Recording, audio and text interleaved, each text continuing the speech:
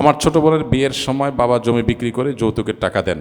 এখন বাবার সম্পত্তি ভাগের সময় আমি কি ওই জমি সহ বোনকে বুঝিয়ে দিব, নাকি অবশিষ্ট যা আছে তা থেকে বন্টন হবে? গরমের কারণে অনেক সময় পাঞ্জাবির হাতা ভাঁজ করে রাখি, এখন এই ভাঁজ অবস্থায় নামাজ পড়লে কোনো নিষেধাজ্ঞা আছে কিনা? সম্প্রতি আলিয়া মাদ্রাসার নারী ফুটবল দল গঠন করে খেলার নির্দেশনা দিয়েছে মাদ্রাসা শিক্ষা বোর্ড। এখন আমাদের করণীয় কি? আমি একজন বিধবা নারী। 7 বছর পূর্বে আমার সন্তান 8 মাসের গর্ভাবস্থায় আমার স্বামী স্ট্রোক করে মৃত্যুবরণ করেন। মৃত্যুর কয়েকদিন পরে আমার ভাসুর আমাকে শপথ করান যেন আর কোনোদিন বিয়ে না করি। আমি একটি স্কুল অ্যান্ড কলেজের শিক্ষকতার পেশায় আছি। সমাজের মানুষের নানান কথা আমাকে শুনতে হয়। মানুষের কটু কথা থেকে রক্ষা পাওয়ার জন্য আমি বিয়ে করতে চাই। এখন আমার করণীয় কি? আল্লাহ যা করেন তা মঙ্গলের জন্যই করেন। সমাজে প্রচলিত এই বাক্যটির সঠিক ইসলামী ব্যাখ্যা কি? সম্প্রতি মানব পাচারের মাধ্যমে অনেক বাংলাদেশি জীবনের ঝুঁকি নিয়ে লিবিয়া, ইতালি রুটে যাচ্ছেন। ইসলামী দৃষ্টিতে এভাবে অবৈধ ঝুঁকিপূর্ণ পথে বিদেশে যাওয়ার বিধান কি? এ ধরনের ট্র্যাজেডি থেকে আমাদের যুব সমাজকে কীভাবে বাঁচাতে পারি? এটা তো সম্প্রতি ঘটছে না, এটা অনেক আগে থেকে ঘটছে। কয়েকদিন পর পর পুরুষদের নারী কেলেঙ্কারির এক একটা ঘটনা বের হয়। এ থেকে উত্তরণের উপায় কি আসলে?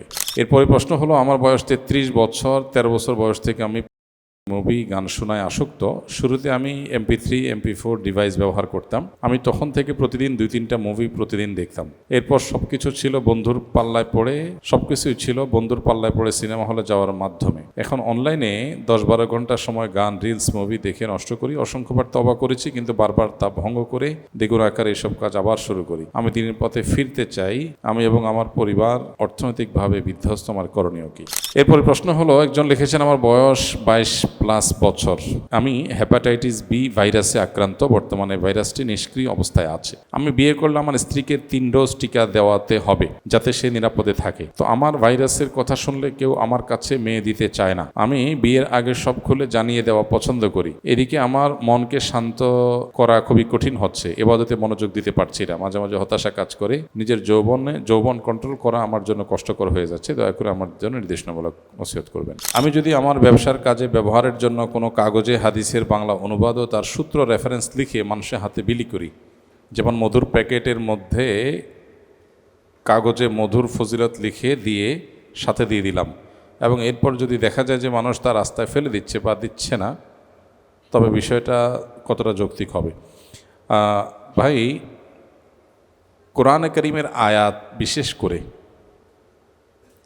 এটা এমন কোনো জায়গায় লেখা উচিত না যেখানে লিখলে সেটা অপমানজনকভাবে যেখানে সেখানে পড়ে থাকতে পারে, ফেলে দিতে পারে মানুষ। যেমন ধরুন, আপনি এমন হ্যান্ডবিল মানুষকে দিলেন যে হ্যান্ডবিলে কোরআনে কারীমের আয়াত আছে। হ্যান্ডবিলটা মানুষ দেখার পর ফেলে দিবে, ছুঁড়ে ফেলবে, ড্রেনে যাবে, ময়লার সাথে মিশবে, এটা জানা কথা।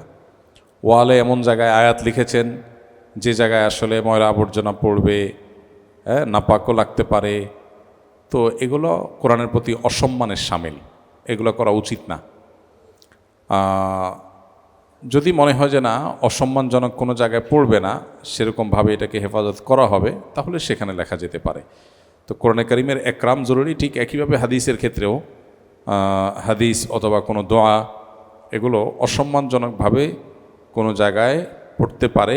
সেরকম যদি জোরালো সম্ভাবনা থাকে তাহলে সেটা অ্যাভয়েড করা দরকার। তবে এক্ষেত্রে অবশ্যই হাদিসের চাইতে কোরআনের গুরুত্ব অনেক বেশি, এবং কোরআনের হুরমত বা মর্যাদাটা রক্ষা করার ব্যাপারে একটু বেশি সতর্ক থাকতে হবে।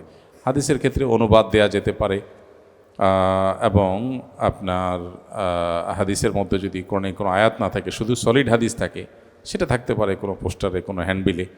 আর কোরআনের আয়াতও থাকতে পারে যদি মনে হয় যে সেটা অসম্মানজনক জায়গায় পড়বে না। সব পোস্টার, সব হ্যান্ডবিল একরকম না। বাকি কমার্শিয়াল যে হ্যান্ডবিলগুলো তৈরি করা হয়, এগুলো সাধারণত মানুষ ছুঁড়ে ফেলে দেয়। এটা ফেলে দেওয়াটাই স্বাভাবিক। বিধায় এখানে কোরআন হাদিসের আয়াত এবং উক্তি কোট করতে আমাদেরকে দায়িত্বশীলতার পরিচয় দিতে হবে। এরপরে প্রশ্ন হলো, আমার বয়স 33 বছর। 13 বছর বয়স থেকে আমি মুভি গান শোনায় আসক্ত। শুরুতে আমি MP3 MP4 ডিভাইস ব্যবহার করতাম। আমি তখন থেকে প্রতিদিন 2-3টা মুভি প্রতিদিন দেখতাম। এরপর সবকিছুই ছিল বন্ধুর পাল্লায় পড়ে সিনেমা হলে যাওয়ার মাধ্যমে। এখন অনলাইনে 10-12 ঘন্টা সময় গান, রিলস, মুভি দেখে নষ্ট করি। অসংখ্যবার তওবা করেছি, কিন্তু বারবার তা ভঙ্গ করে দ্বিগুণ আকারে এসব কাজ আবার শুরু করি। আমি দিনের পথে ফিরতে চাই। আমি এবং আমার পরিবার অর্থনৈতিকভাবে বিধ্বস্ত। আমার করণীয় কি? আল্লাহ তাআলা হেফাজত করুন। শয়তানের নিয়ন্ত্রণে যদি কোনো মানুষ চলে যায়, তাহলে সেক্ষেত্রে আল্লাহর আশ্রয় চাওয়া দরকার খুব জোরে সোরে। আল্লাহ ছাড়া কেউই আসলে পরিপূর্ণভাবে পানাহ দিতে পারবেন না, আশ্রয় দিতে পারবেন না। সেজন্য বেশি বেশি আমাদের দোয়া করা দরকার। আল্লাহুম্মা ইন্নী আউযু বিকা মিন হামাযাতিশ শায়াতিন ওয়া আউযু বিকা রব্বি আন ইয়াহযুরুন, অথবা আউযু বিল্লাহি মিনাশ শাইতানির রাজীম। এটাই বেশি বেশি করে আল্লাহর কাছে পড়া দরকার, অর্থ সহকারে বুঝে বুঝে আল্লাহর কাছে শয়তান থেকে আশ্রয় চাওয়া দরকার। আর পাশাপাশি মানুষের নিজের পরিবর্তনের জন্য তার জীবনে কিছু হার্ড বা কঠিন ডিসিশন তাকে নিতে হয়। এই ডিসিশনগুলো তাকে এই জাতীয় গুনাহগুলো থেকে বাঁচতে সাহায্য করে। যেমন যে স্মার্টফোনে গুনাহ দেখার বদভ্যাস আছে, সেই স্মার্টফোনটা বিক্রি করে ফেললে হয়, একটা বাটন ফোন নিয়ে ফেললেই হয়ে যায়, অথবা একদম ফোন ছাড়া চললেই হয়। নিজের জন্য নিজের কিছু কঠিন সিদ্ধান্তের ফয়সালা করতে হয়। এটা যদি করে ফেলা যায় তাহলে সেক্ষেত্রে এই সমস্ত গুনাহ থেকে বেঁচে থাকাটা ইজি হয়। যদি মনে হয় যে বিশেষ কোনো সঙ্গী সাথীর কারণে হয়, তাহলে সেই সঙ্গী সাথীকে নিজের জীবন থেকে ডিলিট করে দিতে হবে, তাদের নাম্বার ফেলে দিয়ে, তাদেরকে ব্লক লিস্টে ফেলে দিয়ে, যে কোনোভাবে। গুনাহের জন্য, গুনাহ থেকে বাঁচার জন্য কিছু স্যাক্রিফাইস লাগে। বিশেষ করে মানুষ যখন আসক্তির লেভেলে চলে যায়, একজন ড্রাগ এডিক্টেড মানুষকে যেরকম একটা বিশেষ পরিবেশে এনে তার উপরে প্রেশার ক্রিয়েট করে তাকে যেরকম তার অভ্যাসটা ছাড়ানো হয়, ঠিক একইভাবে বিভিন্ন গুনাহে যারা আমরা আসক্ত হয়ে গেছি, আমাদের নিজেদের পরিবর্তনের জন্য কিছু অ্যাকশন প্ল্যান নিজেদের প্রতি নিজেদের নিতে হয়। আত্মশাসন যেটাকে বলা যায়, এর মধ্যে একটা হতে পারে যে আমি স্মার্টফোন বিক্রি করে ফেললাম, আমি বাটন ফোনে চলে গেলাম, অথবা ফোন একদম বাদ দিয়ে দিলাম। তাতে কিছু অসুবিধা হবে, কিছু সমস্যা তৈরি হবে, তো সেগুলো মেনে নেওয়ার মানসিকতা থাকতে হবে। কারণ আমি সব ঠিক রাখে তো আমি পারবো না, কিছু পেতে হলে কিছু ছাড়তে হবে। আমি যদি কিছুটা স্যাক্রিফাইস করি, কিছুদিনের জন্য যোগাযোগ বিচ্ছিন্ন হবে, কিছু অসুবিধা তৈরি হবে, হোক, আমি বড় কিছু পাওয়ার জন্য ছোট কিছুকে ছাড় দেব। এই মানসিকতা যদি থাকে, ইনশাআল্লাহ কাজটা ইজি হবে। বিশেষ করে অনেকেই আছেন পর্নোগ্রাফিতে আক্রান্ত, তিনি বেঁচে থাকতে পারছেন না, তো তিনি কোনো একটা ডিভাইস থেকে তো দেখেন, সেই ডিভাইসটা ফেলে দেন, ওইটা তার জীবন থেকে তিনি আউট করে ফেলেন, ওইটা মাইনাস করে ফেলেন, অপশনগুলো বন্ধ করে ফেলেন। অপশনগুলো সব যখন বন্ধ করে ফেলবে মানুষ, তখন তার ওই কাজটা ছাড়াটা সহজ হবে। নাম্বার 1। নাম্বার 2, নেককারদের সান্নিধ্য, খুব আল্লাহ ভীরু, মুত্তাকি, পরহেজগার, যাদের দিলে আসলে আল্লাহর স্মরণই বেশি থাকে, যারা দুনিয়াদার না বরং দিনদার, আখেরাতমুখী, এইরকম মানুষ যারা আছেন, সেই মানুষজন, তাদের সোহবত, সাহচর্য মানুষের গুনাহের ইচ্ছা মনের ভিতরে যেটা জাগে, এটা কমে যায়। আল্লাহ বলেছেন, ইয়া আইয়ুহাল্লাযীনা আমানুত্তাকুল্লাহ ওয়া কুনু মাআস সাদিকিন, হে ঈমানদাররা, তোমরা তাকওয়া অবলম্বন করো। আর তাকওয়া হাসিলের একটা উপায় হলো নেককার, মুত্তাকি, পরহেজগার, সাদিক, সাচ্চা ঈমানদার, আল্লাহওয়ালা যারা, তাদের সোহবত, সাহচর্য, এটা মানুষকে নেক হতে সাহায্য করে। এক ব্যক্তি নবী করিম সাল্লাল্লাহু আলাইহি সাল্লামের কাছে এসে সে জেনা করার পারমিশন চেয়েছে। চিন্তা করা যায়, সে নবী সাল্লাল্লাহু আলাইহি সাল্লামকে বলছে যে, ইয়া রাসূলুল্লাহ, ইসলাম তো জেনা হারাম করেছে, বাট আমার জেনা করতে হবে, আমি চাই, আপনি আমাকে পারমিশন দেন। আমাদের কাছে কেউ এসে এরকম কোনো কথা বললে, কোনো আলেমের কাছে বললে, আমরা হয়তো রিয়্যাক্ট করতাম। নবী করিম সাল্লাল্লাহু আলাইহি সাল্লাম রিয়্যাক্ট করেন নাই। তিনি অত্যন্ত বুদ্ধিদীপ্তভাবে আল্লাহ প্রদত্ত ইলম এবং হিকমা দিয়ে তাকে বুঝিয়েছেন, এবং তার বিবেকে আঘাত হতে পারে এরকম কিছু প্রশ্ন করেছেন। নবী সাল্লাল্লাহু আলাইহি সাল্লামের কাছে এরকম আরও অনেক কেস এসছে,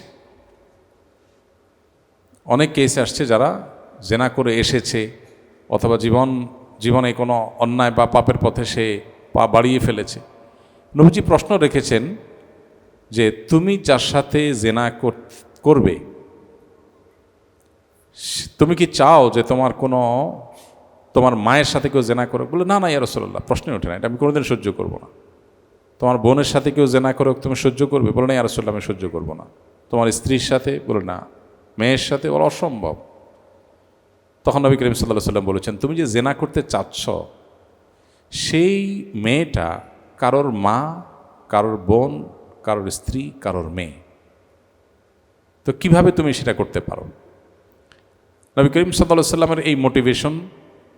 আর এর চেয়ে বড় কথা হলো, একটু আগে যে জেনা করার পারমিশন চেয়ে এসেছিল, নবী সাল্লাল্লাহু আলাইহি সাল্লামের সামান্য সময়ের সোহবত এবং সাহচর্যে তার জেনা করবার আগ্রহটাই অন্তর থেকে হারিয়ে গেছে।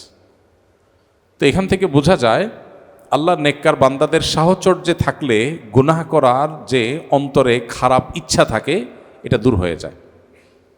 তাহলে দুইটা অ্যাকশন প্ল্যান বললাম আমরা। এক হলো গুনাহের রাস্তা বন্ধ করে ফেলা, মোবাইলটা বিক্রি করে ফেলা, ডিভাইসটা সরায় ফেলা, একাকী থাকার মতো পরিবেশ আছে সেটা দূর করে ফেলা, একাকী না থাকা, নানানভাবে গুনাহের রাস্তা বন্ধ করা। বিশেষ করে জেনা এবং এই জাতীয় গুনাহের ব্যাপারে আল্লাহ তাআলা নির্দেশনা হলো ওয়ালা তাকরাবুজ জেনা, জেনার কাছেও যেও না, কাছেও যেও না আল্লাহ বলেছেন। আল্লাহ এই আয়াতে বলেন নাই ওয়ালা তাজনু, অন্যান্য জায়গায় আসছে বিভিন্নভাবে কোরআন হাদিসে, বাট এখানে আল্লাহ বলেন নাই ওয়ালা তাজনু, আল্লাহ বলেছেন ওয়ালা তাকরাবুজ জেনা। আল্লাহ বলেন নাই জেনা করুন, আল্লাহ বলছেন জেনার কাছেও যেও না। অন্যান্য অপরাধের ব্যাপারে আল্লাহ এভাবে বলেন নাই। আল্লাহ বলেছেন লা তাকতুলু আনফুসাকুম, লা তাকতুলু আওলাদাকুম খাশিয়াতা ইমলাক, তোমাদের সন্তানদের তোমরা হত্যা করো না খাদ্যের ভয়ে, ভ্রূণ হত্যা করো না, গর্ভস্থ সন্তান হত্যা করো না। আল্লাহ তাআলা বিভিন্ন গুনাহের ব্যাপারে ডাইরেক্ট নিষেধ করেছেন। জেনার ব্যাপারে আল্লাহ এখানে এই আয়াতে বলেছেন জেনার কাছেও যেও না। কেন? কারণ আল্লাহ জানেন তিনি সৃষ্টিকর্তা, মানব প্রকৃতি তিনি জানেন, তার চেয়ে বেশি কে জানে? তিনি আমাদের সৃষ্টি করেছেন, আমাদের প্রকৃতির দুর্বলতা তিনি জানেন। এই জন্য তিনি বলেছেন জেনার কাছেও যেও না, কাছে গেলে তুমি আর রিটার্ন আসা কঠিন হয়ে যাবে। এই জন্য চোখ নিয়ন্ত্রণ করতে হয়, কারণ চোখ নিয়ন্ত্রণ না করতে পারলে অন্তর নিয়ন্ত্রণ করা যায় না, এরপরে নিজের ইজ্জত সম্ভ্রম সব চলে যায়। এই জন্য আগে থেকে শরীয়ত আমাদেরকে বাদ দেয়া শিখিয়েছে। আর এই ভোগবাদী পৃথিবী বলবে কি, সব ওপেন থাকবে, কিন্তু আবার কেউ কারোর উপরে চড়াও হওয়া যাবে না, সবাই নিজেকে কন্ট্রোল রাখতে হবে। সাংঘর্ষিক বিষয়। আপনি উন্মাদনা সৃষ্টি করবেন, আপনি নানাভাবে মানুষকে প্ররোচিত করবেন, আবার বলবেন না কোনো অনাচার যেন না হয়, যা হবে যেন মিউচুয়াল আন্ডারস্ট্যান্ডিংয়ের মাধ্যমে হয়। আর সব জায়গায় মিউচুয়াল আন্ডারস্ট্যান্ডিংয়ের মাধ্যমে কি হবে? একজন কাউকে দেখে তার মনে ধরেছে, কিন্তু সে তাকে হাতের নাগালও পায় নাই, মিউচুয়াল আন্ডারস্ট্যান্ডিং হয় নাই, তো সে কি করবে? আপনি বলেন নিজেকে কন্ট্রোল করবে। কন্ট্রোল কিভাবে করবে? আপনি তো উস্কে দিয়েছেন, উস্কে দেওয়ার পর বলতেছেন কন্ট্রোল করবে, সে তো কন্ট্রোল তো করবে না। সে যাকে দেখেছে তাকে না পেলে যাকে হাতের নাগালে পাবে তার উপরে চড়াও হবে। আজকে যে ব্যত্যয় গোটা সমাজে আমরা দেখতে পাচ্ছি, এটা আমাদেরই কর্মের ফল। আমরা যেরকম ডিজাইন করেছি তার কুফল আমরা ভোগ করছি। তো কেউ এ জাতীয় বদভ্যাসের গুনাহ থেকে বাঁচতে চাইলে, অনেক যুবক, অনেক তরুণ, আমাদের অনেক ভাইরা তারা বাঁচতে চায়।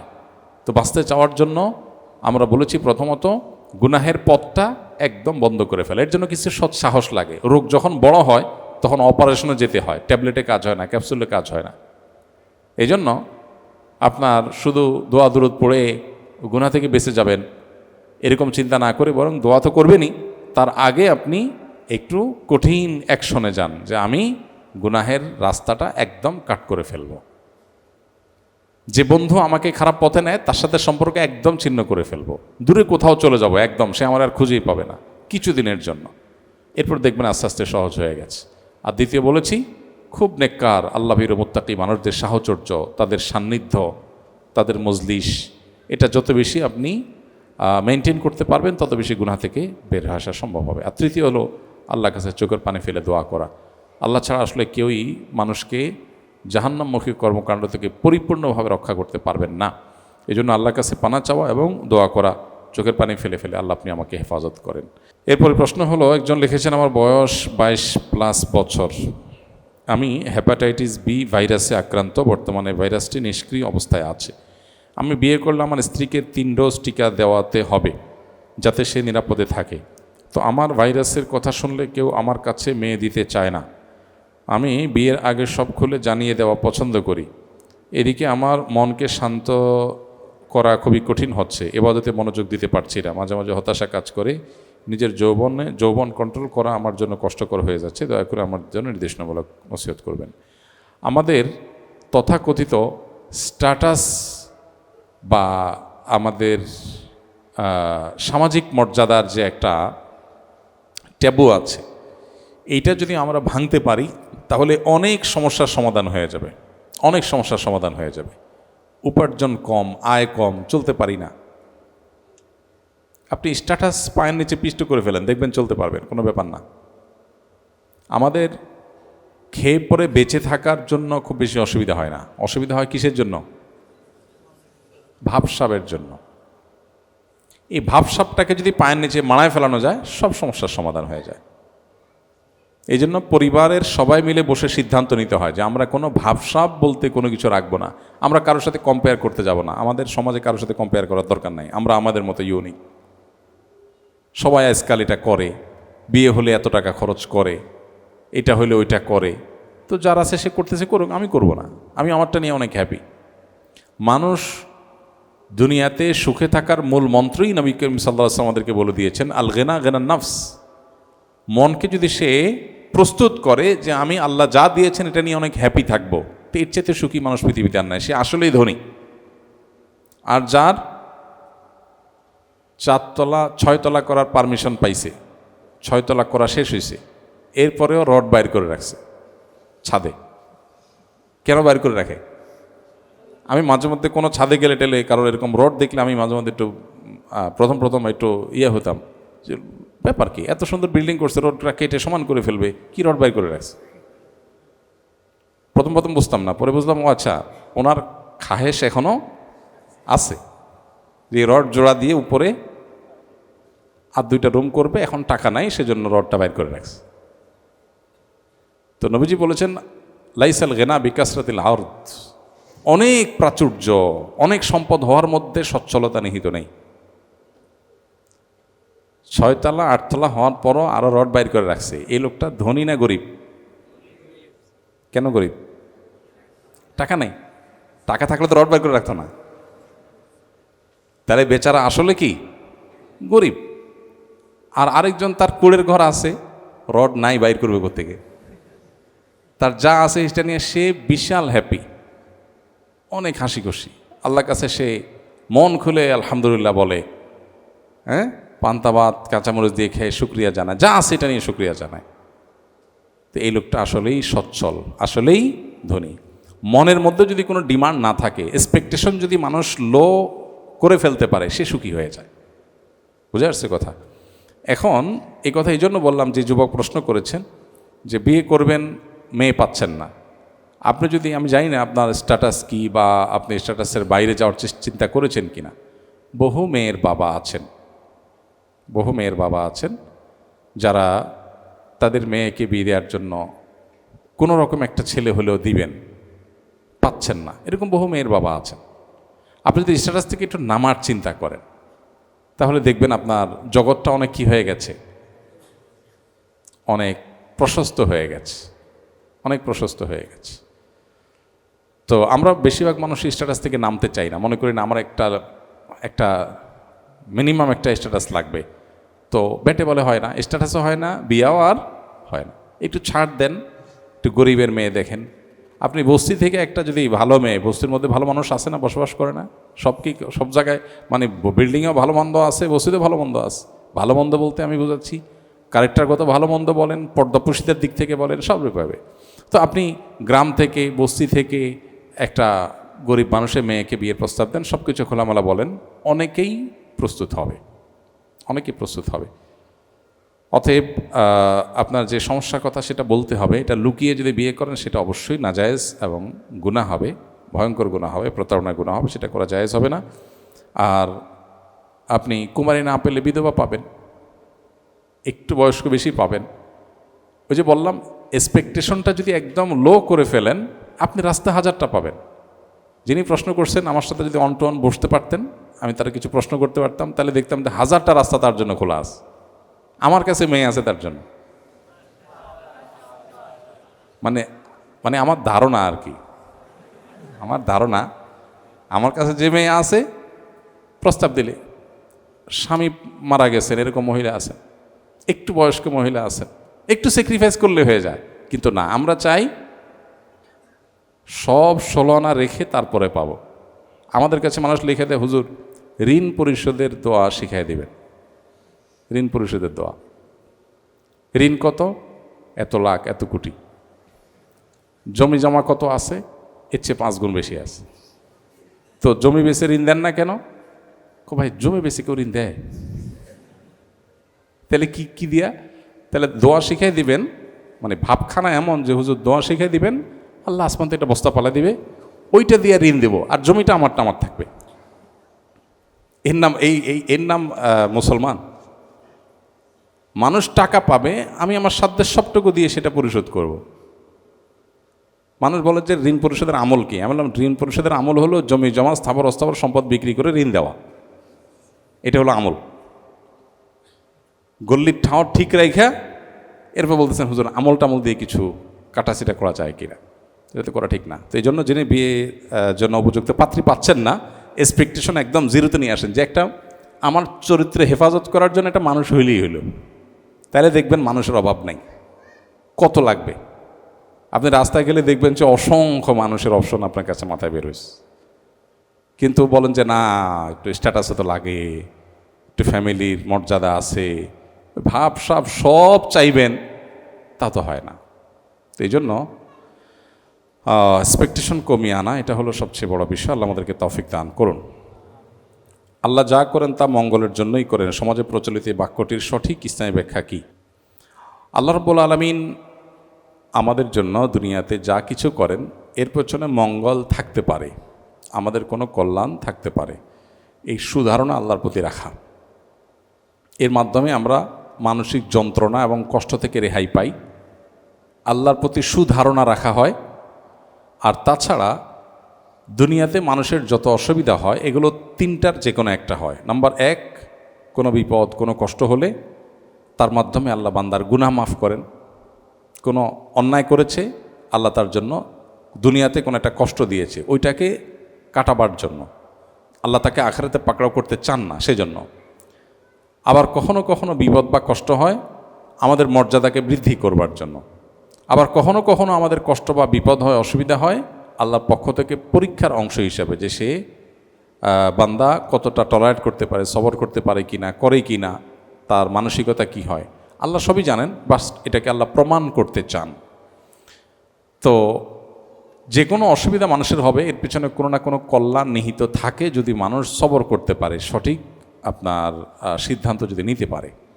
তো এই অর্থে বান্দার জন্য কোনো কষ্টকর বিপদের কিছু আসলেও তার পেছনে কোনো না কোনো কল্যাণ নিহিত থাকে।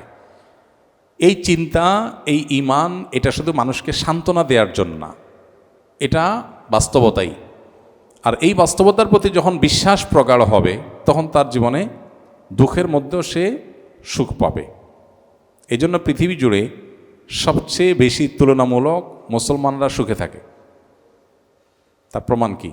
তার প্রমাণ হলো বিশ্ব স্বাস্থ্য সংস্থার জরিপ অনুযায়ী প্রতি বছরই, আপনি বেশ অনেক বছরের জরিপ মিলায় দেখতে পারেন, সৌদি আরবের রিয়াদ থেকে একটা বই প্রকাশিত হয়েছে, রব্বি আল্লাহ, আরবি মূল বইয়ের নাম। এটা 40-50টা ভাষায় অনুবাদ হয়েছে। এটার বাংলা অনুবাদটা আমি করেছিলাম আরও বোধহয় 10-12 বছর আগে।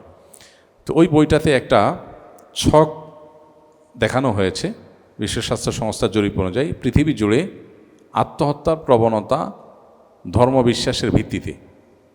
তো সেখানে দেখানো হয়েছে বেশ কয়েক বছরে দেখা গেছে যে গোটা বিশ্ব জুড়ে আত্মহত্যার প্রবণতা সবচেয়ে বেশি হলো যাদের কোনো ধর্মে বিশ্বাস নাই, কোনো সৃষ্টিকর্তার প্রতি বিশ্বাস নাই। তো যাদের কোনো ধর্মে বিশ্বাস নাই তাদের আসলে মানে সান্ত্বনার কোনো জায়গা নেই। একটা মানুষের কোনো সান্ত্বনা তো লাগে, সান্ত্বনার কোনো জায়গা নেই, তাদের মধ্যে আত্মহত্যা বেশি। তার মানে তারা সবচেয়ে বেশি মনের কষ্টে থাকে, দুঃখে থাকে। আত্মহত্যা মানুষ সাধে করে না। আর আত্মহত্যার প্রবণতা গোটা বিশ্বের রিলিজিয়াস যারা আছেন, ধার্মিক যারা আছেন, এদের মধ্যে সবচেয়ে কম হলো মুসলমানদের মধ্যে। অথচ মুসলমানরা সবচেয়ে দুঃখে আছে। আফ্রিকা জুড়ে মুসলমান না খেয়ে আছে, গোটা বিশ্বে মুসলমান যেখানে আছে সেখানে যুদ্ধ চাপিয়ে দেওয়া আছে, নানা রকমের জুলুম নিষ্পেষণ চলছে। আত্মহত্যা সবচেয়ে বেশি এদের মধ্যে থাকার কথা, কিন্তু পরিমাণ সবচাইতে কম। কারণ ওই যে তাদের ঈমান তাদেরকে সুখী করে। এই জন্য কেউ যদি সুখী হতে চায়, সে সম্পদ সঞ্চয়ের চাইতে সে যেন দিনকে বেশি ধারণ করার চেষ্টা করে। কেউ যদি সত্যি সুখ চায় তাহলে তার সম্পদের চাইতে দিন ধারণের প্রয়োজন বেশি। হ্যাঁ, কেউ যদি ভাবসাব চায় তাহলে ডেফিনেটলি সম্পদ লাগবে। ভাবসাব ভিন্ন জিনিস, আর সুখ সুখের অভিনয় এক জিনিস আর সুখ আরেক জিনিস। সুখের ভালো অভিনেতা হতে চান তাহলে অনেক টাকা পয়সা লাগবে, আর সুখী হতে চান তার জন্য দিন লাগবে, দিন আল্লাহর কাছে নিজেকে সারেন্ডার করার মতো মানসিকতা লাগবে, বাস। তো এই জন্য যা কিছু হয় বান্দার সব কিছুই বান্দার জন্য আল্লাহ মঙ্গলের জন্য করেন। এটার অর্থ হলো যে দুনিয়াতে যত বিপদই হবে ইমানদারের জন্য সেটা কখনো অকল্যাণের হয় না, তার পেছনে কোনো না কোনো কল্যাণ থাকেই। শুধু বান্দার দরকার হয় সবরটা করা, সবর করতে পারলেই কল্যাণকর হয়। নবী করিম সাল্লাল্লাহু আলাইহি সাল্লাম বলেছেন, আজাবান লি আমরিল মুমিন, আজাবান লি আমরিল মুমিন ইন্না আমরাহু কুল্লাহু খায়র। ইমানদারের পুরো বিষয়টাই খুব পিকুলিয়ার, অদ্ভুত। কারণ ইমানদারের জীবনের সব কিছুতেই কল্যাণ।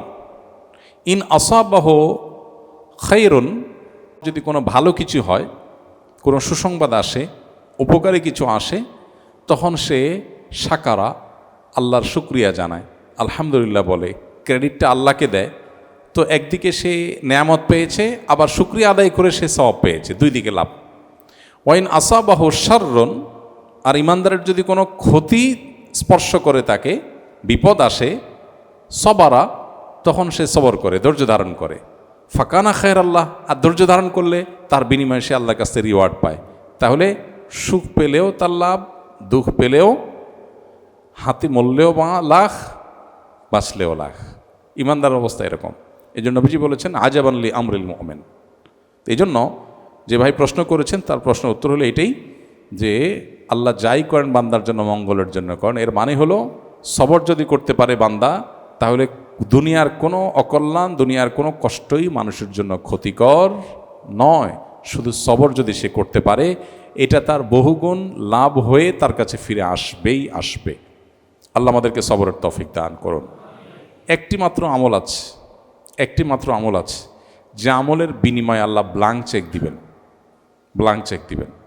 সমস্ত আমলের বিনিময়ে এত নেকি, এত সওয়াব। কোরআনে কারীমের একটা হরফ, একটা অক্ষর তেলাওয়াত করলে কত নেকি? 10টা নেকি। নেকি কি? নেকি জিনিসটা কি? আখিরাতের কারেন্সি। আমরা টাকাটা ভালো বুঝি। যদি বলতাম যে 10 টাকা পাওয়া যাবে, তাহলে এটা ব্যাখ্যা করা লাগতো না, তাই না? যে একটা অক্ষর পড়লে 10 টাকা পাওয়া যাবে। আরে টাকা বাদ দেন, 10 পয়সা পাওয়া যাবে, তারপরেও কি বোঝা যাইতো। বাট নেকি বুঝি না। এটা আখিরাতের কারেন্সি। যেই দেশে গেলে আর ব্যাক করবেন না, যে দেশের কারেন্সির আর কখনো কনভার্ট করার দরকার হবে না, যেই জগতের কারেন্সির কখনো কনভার্ট করার দরকার, কারণ ওখান থেকে আর কোনো জগতে যাওয়ার অপশন নেই। লাস্ট ডেস্টিনেশন অফ লাইফ, মানুষের জীবনের সর্বশেষ গন্তব্য, সেখানকার কারেন্সি প্রতি হরফে 10 নেকি, 10টা কারেন্সি।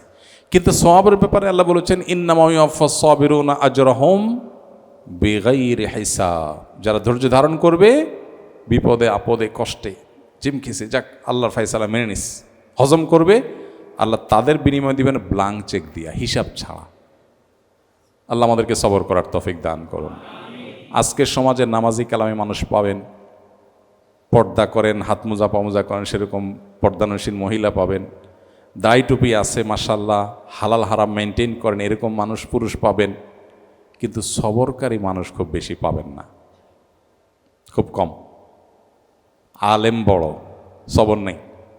আবেদ বড়, সবর নেই। বোরকার সাইজ ঠিক আছে, কিন্তু কি নেই? হালাল হারাম মেনটেন করেন, কিন্তু সবর নেই। ঘরে ঘরে বেসবরে ভরা।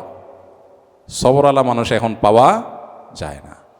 এখন সবাই নিজেকে অমরি মেজাজের মানুষ মনে করে, সবাই নিজেকে মুসাই মেজাজের মানুষ মনে করে। আমি কোনো উল্টাপাল্টা দেখলে আমার মাথা ঠিক থাকে না, একদম উল্টাপাল্টা আমার সহ্য হয় না। উনি নিজে ঠান্ডা মাথায় অনেক উল্টাপাল্টা করে যান, শুধু আরেকজনটা দেখলে মাথা গরম হয়ে যায়। শয়তান তার অপকর্মকে তার কাছে সুশোভিত করে দিয়েছে, সে মনে করছে সে অনেক ভালো মানুষ। আল্লাহ আমাদেরকে সবরের তৌফিক দান করুন। আস-সবরু জামিল, সবরের চাইতে সুন্দর কিছু নেই। আল্লাহ আমাকে আপনাকে আমাদের সবাইকে বেশি বেশি সবর করার তৌফিক দান করুন। যারা সবর করতে পারে এদের মর্যাদা আল্লাহ দুনিয়াতে বাড়ায়, আখেরাতেও বাড়ায়। এজন্য সবরকারী মানুষ অনেক বেশি দরকার। সাধারণ ইবাদত বান্দিগি কত আমল সুবহানাল্লাহ আলহামদুলিল্লাহ কবার বলছেন, এটা যদি বড় জিনিস হলো কতবার সবরের ডোক গিলতে পারছেন, মেজাজের বিরুদ্ধে কিছু হয়েছে ডোকটা গিলে ফেলছেন। এটা কঠিন কাজ, আল্লাহ আমাদের তৌফিক দান করুন। আমি এবং আমার স্ত্রী শিক্ষা ক্যাডার সুপারিশপ্রাপ্ত। আমার আর বিসিএস দেবার তেমন ইচ্ছা নেই, কেননা অন্যান্য ক্যাডার দুজন একসাথে থাকা কঠিন। কিন্তু আমার পরিবার চায় আমি যেন অ্যাডমিন বা ফরেন ক্যাডারের জন্য ট্রাই করি। আমি কি ট্রাই করব? এ জাতীয় বিষয়গুলো বিশেষ করে ব্যক্তিগতভাবে বসে আলাপ করলে ভালো হয়, আলেমদের সাথে একটু খোলামেলা আলাপ করলে ভালো হয়, কারণ পুরো জিনিসটা একটা ছোট্ট প্রশ্নের মধ্যে ক্লিয়ার হয় না। আসলে আপনার কাছে অপশনগুলো কি কি? মৌলিক কথা হলো, একান্ত নিরুপায় হলে একজন নারী তিনি জব করবেন, ব্যবসা বাণিজ্য করবেন। ইসলাম নারীদেরকে বলেছে রাজকন্যার মতো বাসায় বসে বসে তারা খাবে দাবে, শরীরে তাও দিবে আর সুখ শান্তি করবে। আর পুরুষদেরকে বলছে তোমরা বাইরে দৌড়াও, ঝগড়াঝাটি করা লাগলে করবা, গালি শোনা লাগলে শুনবা, মায়ের খাওয়া লাগলে খাবা, পিটান খাওয়া লাগলে খাবা, কাজ করতে গিয়া জেলে যাওয়া লাগলে যাবা, হাত পা ভাঙা লাগলে ভাঙবা। কিন্তু মহিলাদেরকে বলছে তোমরা বাসা বসে বসে খাও, অকারণা ফি বইয়তি কন্যা। আর এই পুরুষ শাসিত সমাজ অধিকার দেওয়ার নাম করে আমাদের মেয়েদেরকে পাম্পটি দিয়ে রাস্তা বের করে দিস। কি বলছে? বলে যে তোমরা রাস্তায় গেলে তোমরা স্বাবলম্বী হবা, নিজের কামাই হবে, নিজের পায়ে দাঁড়াবা। খুব ভালো কথা। পশ্চিমা দুনিয়াতে দেখেন, সারা পৃথিবীতে ম্যাচ সিস্টেম। হাজব্যান্ড ওয়াইফ দুজন চাকরি করে, দুজনে ইনকাম করে, একজনের সংসারে গ্যাস বিল দেয়, আরেকজন পানির বিল দেয়। ম্যাচের সিস্টেম না? আচ্ছা, ভালো কথা, মিলের মধ্যে শেয়ারে হলো, ওকে ফাইন। বাচ্চাটা কার গর্বে আসবে? ও আচ্ছা, তো এখানে শেয়ারের সিস্টেম তো নাই নাকি? আচ্ছা, বাচ্চা গর্বে আসলে সেটা কি খুব আরামের কাজ না কষ্টের কাজ? কত কষ্ট! আল্লাহ বলেছেন, আয়াত কি, হামালাতহু উম্মুহু কুরহা ওয়া ওয়াদাআতহু কুরহা। মায়েরা সন্তানদেরকে অনেক কষ্ট করে গর্ভে ধারণ করেন, আর গর্ভ থেকে যখন ভূমিষ্ঠ করেন, প্রসব করেন, তখন অনেক কষ্ট করে প্রসব করেন। আল্লাহ বলছেন কষ্ট করে করেন, তাহলে এটা কত কষ্টের সেটা বলার অপেক্ষা রাখে না। এটা মায়েরা জানেন, সন্তান গর্ভে ধারণ করা। পেটের সাথে 5 কেজি ওজনের একটা ইট 10 মাস 10 দিন রাখা লাগবে না, শুধু 10 দিন রেখেন, 10 দিন বাইদা রাতে শুয়েন। মানুষের যে স্লিপ টেস্ট করে, যে স্লিপ টেস্ট, আমার স্লিপ টেস্ট করছে একবার বাসায় এসে, তো এখানে একটা বেল্টের মতো ছোট্ট একটা ডিভাইস লাগাই দিছে, সব মিলে 1 কেজিও হবে না, আধা কেজিও হবে না হয়তো। কি স্লিপ টেস্ট করবে? আমার রাতভর ঘুমিয়ে আসে নাই, কারণ এইটার জ্বালায় কাইতে হবো। আরে এখানে একটা মেশিন লাগানো আছে না, আবার মেশিন নষ্ট হয় না, আমি নষ্ট হয়ে যাই, পেরেশানি। সেখানে 10 মাস 10 দিন, তাও ইট বাইন্দা রাখলে ইটে তো ডিস্টার্ব করবে না, ওটা ভেতর থেকে তো ডিস্টার্ব করে। আহা, কত কষ্ট তাদের। তো আল্লাহ রাব্বুল আলামিন বায়োলজিক্যালি তাকে যে ডিউটি দিয়েছেন, সে ডিউটি তারটা সে শতভাগ করে। বাচ্চা গর্ভে ধারণ করার যেটা সে করে, একটা হোক দুইটা হোক করে তো। আচ্ছা, এরপরে প্রসবের পরে সন্তানের দুধের ব্যবস্থা, রিজিকের ব্যবস্থা আল্লাহ তাআলা মায়ের বক্ষে দিয়ে রেখেছেন, সেটা সে 2 বছর ধরে করে কমপক্ষে। অনেকে যাদের ইসলামের প্রতি বিশ্বাস নাই, তাদের তার সময়সীমা মেনটেন নেয়, বা কি কোরআন আমাদেরকে 2 বছরের কথা বলেছে। তাহলে 2 বছর আর এদিকে 1 বছর, 3 বছর। 3 বছর লাগাতার যে ডিউটিটা একজন মহিলা করতে হয়, পুরুষের জীবনে কষ্ট বহুত আসতে পারে, এরকম অবধারিত কষ্ট একটাও নাই যে সারা জীবনে 3 বছর অবধারিত এরকম কষ্ট আছে পুরুষের জীবনে। কষ্ট হতেও পারে, নাও হতে পারে, কম হতে পারে, বেশি হতে পারে, কিন্তু অবধারিত কষ্ট মহিলার জীবনে আছে, পুরুষের জীবনে নাই। তো এত কষ্ট যেটা আল্লাহ তাআলা বায়োলজিক্যালি তার উপরে চাপিয়েছেন, কেন আল্লাহ তাকে ঘরের মধ্যে থাকার জন্য বলেছেন? কেন?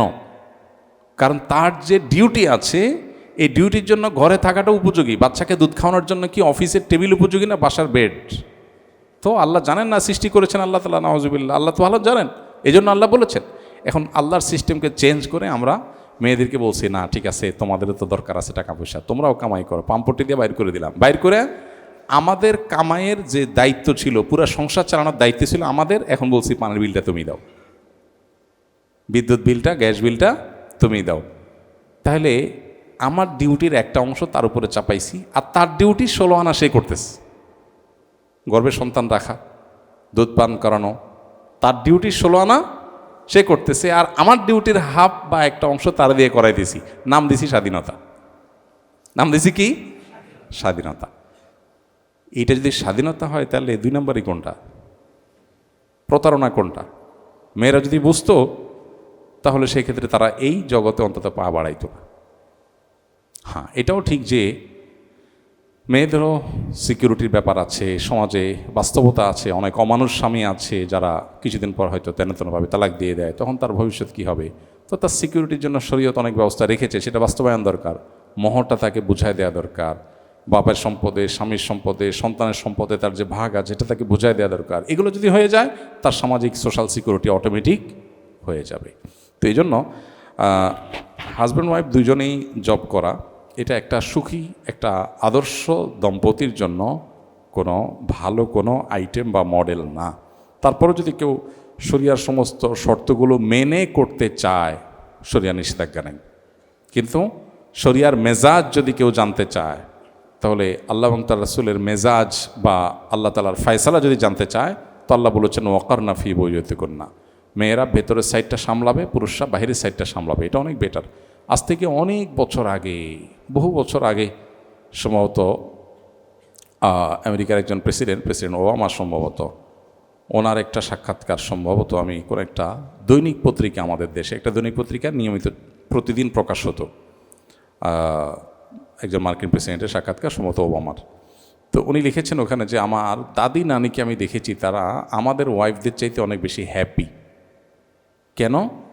তারা জব করতো না, বাহিরের জগৎ নিয়ে তাদের এত আগ্রহ ছিল না, তারা বাসার সাইডটা দেখতো, তারা মানসিকভাবে অনেক সুখী ছিল আমাদের ওয়াইফদের চাইতে। আমাদের ওয়াইফরা দুনিয়া দেখে এবং শপিং মলে ঘুরে বেড়ায়, সারাদিন জব করে, এদিক সেদিক যায়, এদের চাইতে তারা হ্যাপি। দুনিয়াতে সুখী থাকা, এটা যদি আমাদের মূল উদ্দেশ্য হয়, তাহলে সুখের জন্য যা দরকার সেটাই করতে হবে। আল্লাহর সিস্টেমের বাইরে মানুষ সুখী হতে পারে না। আল্লাহ আমাদেরকে বোঝার তৌফিক দান করুন। এই জন্য যে ভাই প্রশ্ন করেছেন তার ভালো হয় কোনো আলেমের সাথে একান্ত সাক্ষাৎ করে কথা বলার। এরপরে প্রশ্ন হলো, কয়দিন পর পর পুরুষদের নারী কেলেঙ্কারির এক একটা ঘটনা বের হয়, এ থেকে উত্তরণের উপায় কি? আসলে ভাই, গত সপ্তাহে আমরা এই বিষয়ে কথা বলেছি। পুরুষের জীবনে যত কেলেঙ্কারির পথ আছে, আর্থিক কেলেঙ্কারি হতে পারে, আরও নানা রকমের কেলেঙ্কারি হতে পারে, এর মধ্যে সবচেয়ে বেশি নারী ঘটিত কেলেঙ্কারি বেশি হবে, এটাই হলো এক্সপেক্টেড। বরং প্রকাশ পাচ্ছে হয়তো অল্প কিছু, অপ্রকাশিতগুলো এর চাইতে অনেক বেশি। কেন বেশি হবে এটা? কারণ আল্লাহ নবী সাল্লাল্লাহু আলাইহি সাল্লাম বহু আগে আমাদেরকে সতর্ক করে গেছেন। তিনি বলেছেন, মা তারাকতু বাদি ফিতনাতান আদাররু আলার রিজালি মিনান নিসা। তিনি বলেছেন, আমি পৃথিবীতে পুরুষদের জন্য নারীদের চাইতে বেশি ফিতনার আর কোনো কিছু রেখে গেলাম না। সবচেয়ে বড় জিনিস, বড় ফিতনার বিষয়, বড় বিভ্রান্তির বিষয়, পুরুষের জন্য সবচেয়ে বড় পরীক্ষার বিষয় নারী। অর্থাৎ এই জায়গায় স্লিপ করবে পুরুষরা সবচেয়ে বেশি। এবং বনী ইসরাঈলের জীবনের প্রথম স্লিপিং, তাদের জাতিগত জীবনের সবচেয়ে বড় বিভ্রান্তি এবং ফিতনা হয়েছিল নারী গঠিত ইস্যুতে। এবং এখানে অনেক বড় বড় আবেদ, এবাদত গুজার, অনেক আলেম নেককার মানুষ, সেও মুহূর্তের মধ্যে তার পদস্খলন ঘটে যেতে পারে। আল্লাহ তাআলা এই মানবীয় দুর্বলতা দিয়ে মানুষকে সৃষ্টি করেছেন, এই জন্য নবী সাল্লাল্লাহু আলাইহি ওয়াসাল্লাম সতর্ক করেছেন। এখন এই নারী গঠিত কেলেঙ্কারি একটার পর একটা ফাঁস হয়, আমরা অবাক হই। এটা থেকে উত্তরণের পথ হলো কোরআন এবং হাদিসের পথে চলা। আল্লাহ রাসূল সাল্লাল্লাহু আলাইহি ওয়াসাল্লাম আমাদেরকে সতর্ক করেছেন যে আমরা আগে থেকে যেন বাদ দেই, কারণ এটা ফিতনার জায়গা। আমরা বলি না, সব মিশায় ফেলাও, সব মিক্স করে ফেলাও, এডুকেশন হবে, তাহলে ছেলে মেয়ে আলাদা বসবে কেন? আরে এই কিউরিসিটি থাকবে, তাদের মিশায় ফেলাও, তাদেরকে মুনি চানাচুর মতো বানায় ফেলাও, মিক্স করে ফেলো, পিকনিকে যাবে, সব একসাথে পাঠাও, একসাথে পাঠাবা আর বলবা না খবরদার, কারোর সাথে আন্ডারস্ট্যান্ডিং ছাড়া খবরদার হাত বাড়ানো যাবে না। এটা হলো মানে অনেকটা পাগলের প্রলাপের মতো। আগুন আর পানি আপনি একসাথে রাখতে বলতেছেন, আবার বলতেছেন খবরদার আগুন পানিকে স্পর্শ করতে পারে না, পানি যেন আগুনকে স্পর্শ না করে। এটা কোনোদিনই সম্ভব না। আল্লাহর সিস্টেমের বাইরে গিয়ে পৃথিবী কখনো সুখী হতে পারে না। তো এই জন্য পুরুষদের যে নারী কেলেঙ্কারি ঘটনাগুলো একের পর এক প্রকাশ হচ্ছে, বের হচ্ছে, এর মূল কারণ হলো কোরআন এবং হাদিস থেকে বিচ্যুত হয়ে যাওয়া। মানুষের নিজস্ব আইডিয়া, চিন্তাধারা, সেটার উপরে পৃথিবীকে প্রতিষ্ঠা করবার যে চেষ্টা মানুষ করছে, এর অবশ্যম্ভাবী পরিণতির মুখোমুখি মানুষ হচ্ছে। পশ্চিমা পৃথিবীতে অন্য অনেক দিক থেকে তাদের মধ্যে অপরাধ প্রবণতা অনেক কম, কিন্তু নারীদের সেফটি সিকিউরিটির কথা যদি বলেন, আপনি যে কোনো জরিপ, তথ্য, ইনফরমেশন আপনি অনলাইনে সার্চ করলেই পাবেন যে কর্মক্ষেত্রে কয়জন নারী সেফ থাকে, শিক্ষা প্রতিষ্ঠানে কয়জন মেয়ে সেফ থাকে, কয়জন দেখবেন খুব রেয়ার। যে নারী নিজের সৈনিক, নিজের হাতে অস্ত্র আছে, সে নিজে কতটা তার সহকর্মীর কাছে সেফ। আগুন আর পানি একসাথে থাকার জিনিস না। আল্লাহ সুবহানাহু ওয়া তাআলা আমাদেরকে বায়োলজিক্যালি তৈরি করেছেন সেভাবে, কিন্তু আমরা আল্লাহর সিস্টেমকে পরিবর্তন করতে চাই। আজকের গোটা পৃথিবীতে আপনি দেখবেন প্রকৃতি এবং নেচারকে ডিস্ট্রয় করার এক মহাপ্রতিযোগিতা চলছে।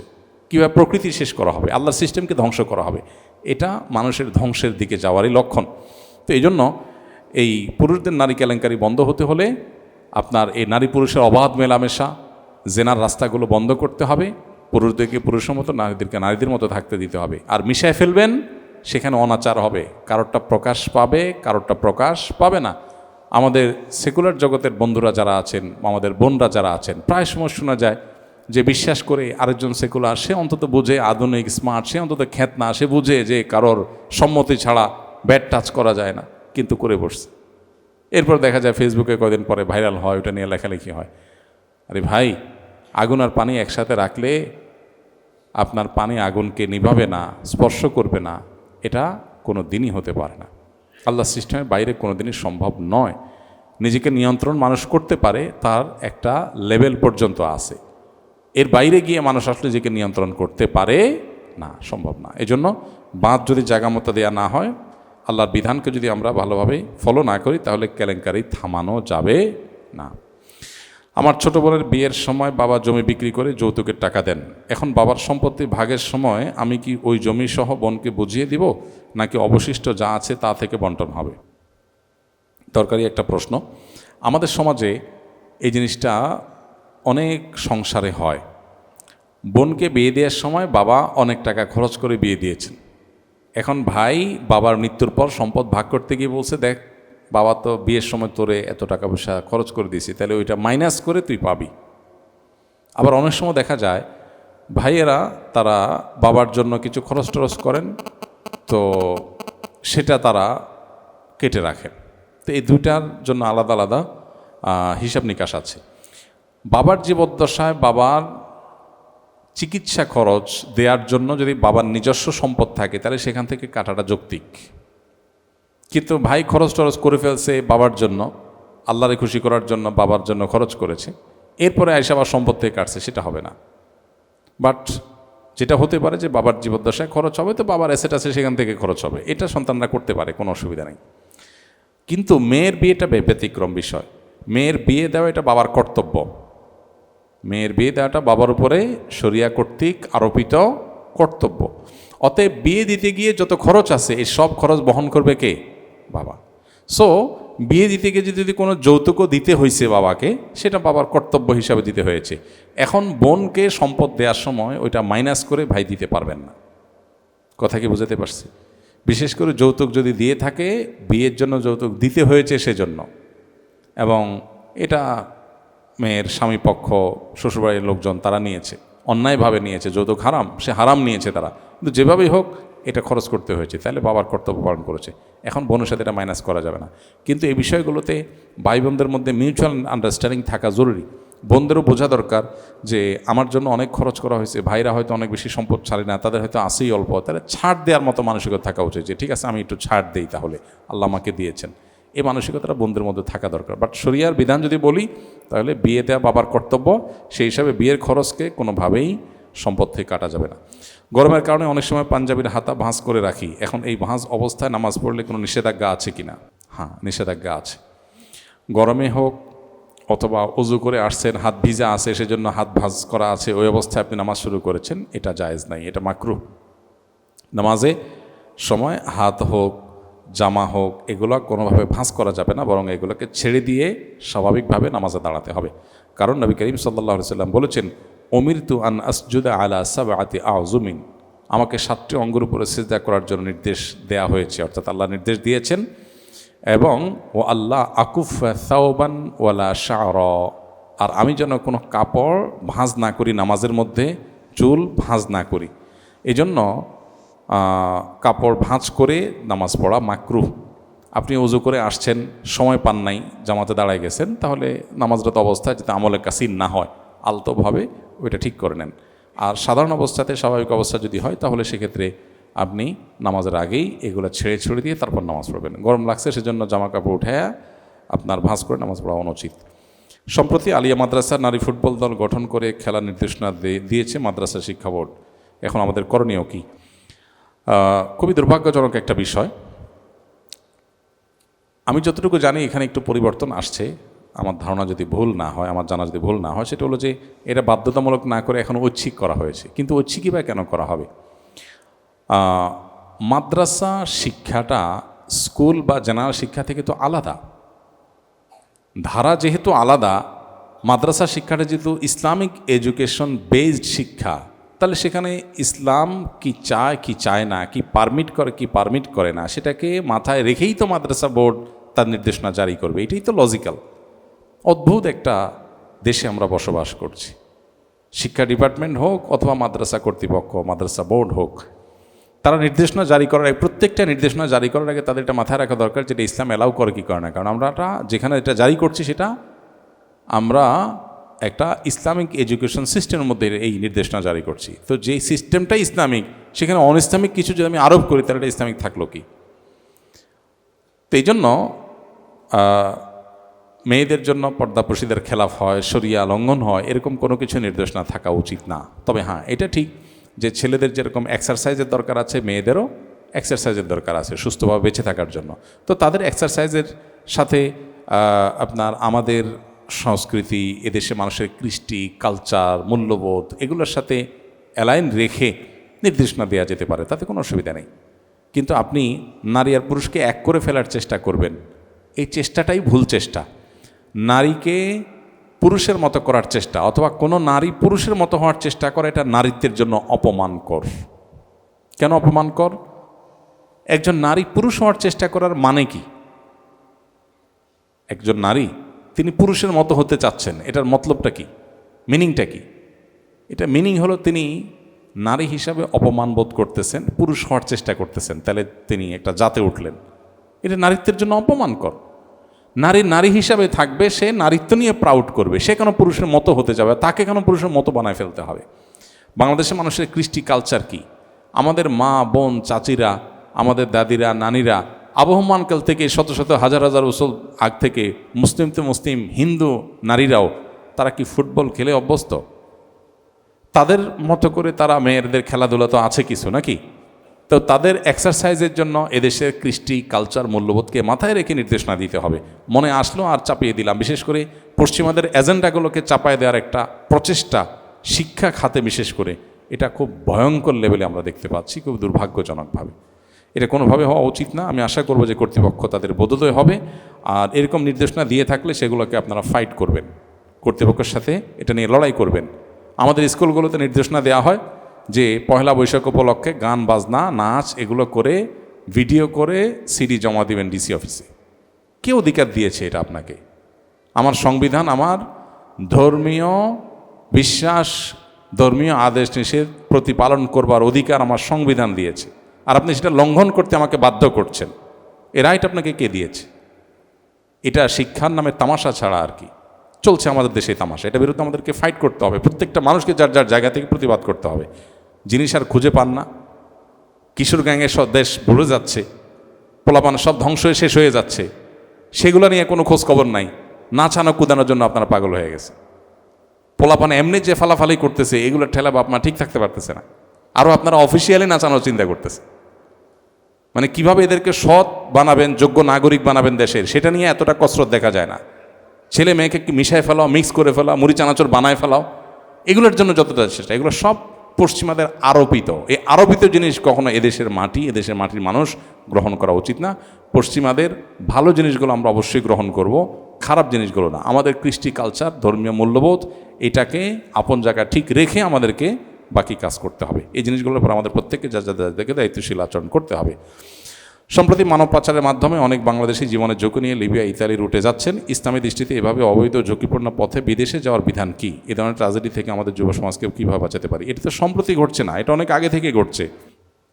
ভালো করে শুনে রাখি, যারা ইউরোপ যাওয়ার জন্য, উন্নত দেশে যাওয়ার জন্য এরকম রিস্কি পথে পা বাড়াচ্ছেন, তারা যদি এই পথে গিয়ে মৃত্যুবরণ করেন তাহলে আত্মহত্যার গুনাহ হওয়ার আশঙ্কা আছে। কারণ আপনি জানেন আপনাকে সমুদ্র পার হতে হবে একটা প্লাস্টিকের বোটের উপরে, এবং জঙ্গল পার হতে হবে অনেক রিস্ক, অনেক ভয় সেগুলো আছে, সেগুলোকে মাড়িয়ে। তাহলে জীবনকে এত রিস্কের মধ্যে ফেলার কোনো সুযোগ নাই। আল্লাহ বলেছেন, ওয়ালা তুলকু বিআইদিকুম ইলা তাহলুকা, তোমরা নিজেদেরকে ধ্বংসের দিকে ঠেলে দিও না।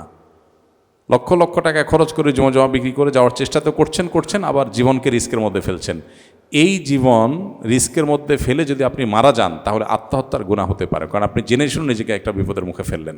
এটা জায়েজ নাই। এজন্য উন্নতির জীবন যাপনের জন্য এভাবে ভুল পথে আমরা পা বাড়াবো না। আমরা আল্লাহকে ভয় করব, আল্লাহর কাছে জবাব দিতে আসে। মরে গেলেন, দুনিয়াও গেল, আখেরাতও গেল। আল্লাহর কাছেও আপনার আত্মহত্যাকারী হিসাবে উঠলেন, জাহান্নামী হিসাবে উঠলেন, দুনিয়াও বরবাদ হলো। এর মানে কি? বরং ওই টাকা, তার চেয়ে কম টাকা দিয়ে দেশে মানুষ চেষ্টা করলে অনেক কিছু করতে পারে।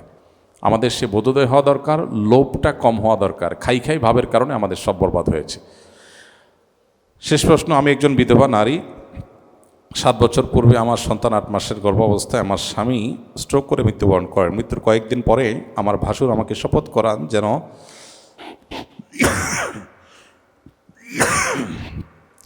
আর কোনোদিন বিয়ে না করি।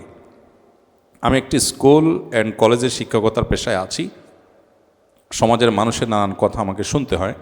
মানুষের কটু কথা থেকে রক্ষা পাওয়ার জন্য আমি বিয়ে করতে চাই। এখন আমার করণীয় কি? বিয়ে না করার জন্য যদি কেউ শপথ করে, শপথটা প্রথমত দেখতে হবে হয়েছে কিনা। শরিয়ার দৃষ্টিকোণ থেকে শপথ এক জিনিস, আর আমাদের সমাজের পরিভাষায় শপথ অনেক সময় ভিন্ন জিনিস হয়।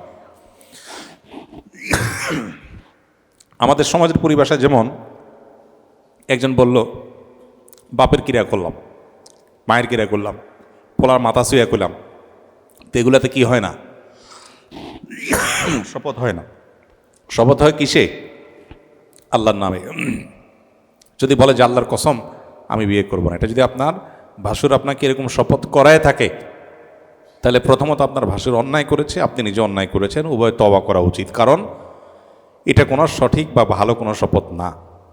একজন বিধবা নারী তার স্বামী মৃত্যুর পর 4 মাস 10 দিন তিনি অপেক্ষা করবেন। এরপর যদি গর্ভবতী হন, সন্তান প্রসব পর্যন্ত তিনি অপেক্ষা করবেন। এরপর তিনি যে কোনো জায়গায় বিয়ে বসতে পারেন। বরং বিয়ে বসাটাই হলো শরিয়ার নির্দেশনা এবং চাহিদা। বিয়ে না বসে থাকাটা শরিয়ার চাহিদা নয়। আমাদের সমাজে এটা ট্যাবু হয়ে গেছে যে বিধবা নারীরা বিয়ে করলে মানুষ খারাপ চোখে দেখে। কোনো পুরুষের স্ত্রী মারা গেলে সে বিয়ে করলে খারাপ চোখে দেখে। এটা আমাদের সমাজের রোগ এবং ব্যাধি এবং মূর্খতা, অজ্ঞানতা। একজন মানুষ তার জীবনে জীবন সঙ্গিনীর প্রয়োজন হয়, জীবন সঙ্গীর প্রয়োজন হয়। এখানে শুধু সেক্সুয়াল ইস্যুই থাকে না, এর বাইরেও ইস্যুস থাকে। তো এই জন্য বিয়ে করাটা বরং স্বাভাবিক। এখন যদি আপনি কোনোভাবে শপথ করেছেন এবং পরে দেখছেন যে না, এখন আপনার বিয়ে করাটা উত্তম, অবশ্যই আপনি শপথ ভঙ্গ করে বিয়ে করবেন। এবং যদি শপথ শরীর দৃষ্টিকোণ থেকে শপথ হয়ে থাকে, তাহলে শপথ ভঙ্গের কাফফারা দিয়ে দিবেন। 3টা রোজা রাখবেন বা 10 জন মিসকিনকে খাদ্য দিয়ে দিবেন, দ্যাটস ইট, কাফফারা হয়ে যাবে। এবং আপনার এটাই করা উচিত যদি আপনার বিয়ে করাটা বেশি প্রয়োজনীয় হয়। কারণ নবী করিম সাল্লাল্লাহু আলাইহি ওয়াসাল্লাম বলেছেন, যে ব্যক্তি হলফ করলো, যে ব্যক্তি মানত করলো, ওর গায়রাহু খায়রা মান নাযারা আন ইয়াসি আল্লাহ, যে ব্যক্তি মানত করলো আল্লাহর নাফরমানি কোনো কাজ করার, হ্যাঁ, তাহলে ফালা ইয়াসিহি, সে আল্লাহর নাফরমানি করবে না মান্যত রক্ষা করতে গিয়ে। ঠিক একইভাবে যে ব্যক্তি শপথ করলো কোনো গুনাহের কাজ করার, বা শপথ করার পর দেখলো ফারা গায়রাহু খায়রা, একটা কাজে শপথ করলো অন্যটা ভালো মনে করলো, তাহলে শপথ ভঙ্গ করে যেটা ভালো মনে করলো সেটা সে করবে। এই জন্য এই বিধবা নারী তিনি বিবাহ করবেন এবং সমাজ সেটাকে অ্যাপ্রিসিয়েট করা উচিত। সমাজের এই ভুল ধারণা, কুসংস্কার, এটা আমাদের ভাঙতে হবে। বিধবা নারীদের বিয়েকে অ্যাপ্রিসিয়েট করতে হবে। যে সমস্ত পুরুষদের স্বামী মারা যাবে, স্ত্রী মারা যাবে, সে সমস্ত পুরুষরা বিয়ে করবে, সমাজে সেটা সহযোগিতা করতে হবে। অনেক সন্তানরা আছে, বাপ যথেষ্ট এখনও শক্ত আছেন, মা মারা গেছেন, সব মেনে নিবে, কিন্তু বাপের বিয়ে মানবে না। নামাজি কালামি ছেলে মেয়ে, অজ্ঞানতা এবং মূর্খতা ছাড়া কিছুই না। বাপের যদি সত্যিই আপনার হিতাকাঙ্ক্ষী হয়ে থাকে, তাহলে বাবাকে বিয়ে দেওয়ার ব্যাপারে পজিটিভ থাকা। হ্যাঁ, বাবা নিজে করতে না চাইলে ভিন্ন কথা, তো সন্তানদের পজিটিভ থাকা দরকার। তো সমাজের এই ভুল ধারণা আমাদের ভাঙতে হবে। আল্লাহ আমাদের তৌফিক দান করুন। হায় হায়, অনেক টাইম হয়ে গেছে, বিয়ে আছে একটা, জামাইয়ের তো ক্ষুদে লাগছে মনে হয় অনেক।